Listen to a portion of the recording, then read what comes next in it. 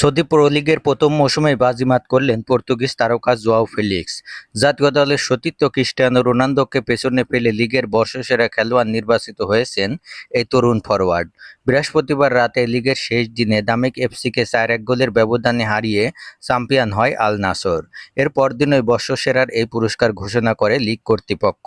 Joao Felix এই মৌসুমে নিজে 20 গোল করার পাশাপাশি লিগের সর্বোচ্চ 13 অ্যাসিস্ট করে আল নাসরকে চ্যাম্পিয়ন করতে গুরুত্বপূর্ণ ভূমিকা রাখেন। আর এই পারফরম্যান্সই তাকে লিগের বর্ষসেরা খেলোয়াড়ের পুরস্কার এনে দিয়েছে।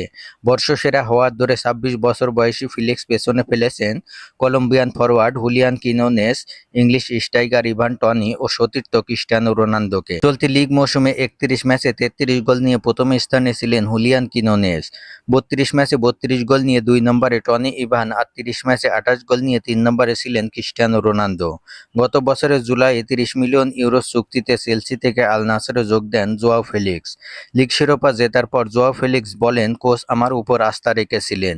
তিনি আমাকে দলকে সাহায্য করার দায়িত্ব দিয়েছিলেন।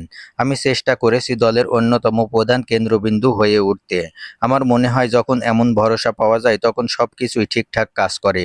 অন্যদিকে খেলোয়াড়দের পাশাপাশি গতকাল বর্ষসেরা কোচের পুরস্কার দিয়েছে কর্তৃপক্ষ। বর্ষসেরা কোচের পুরস্কার উঠেছে আল নাসর কোচ জর্জ জেসুসের হাতে। তবে দলকে শিরোপা জেতানোর পরদিনই এই পর্তুগিজ কোচ ক্লাব ছাড়ার ঘোষণা দিয়েছেন।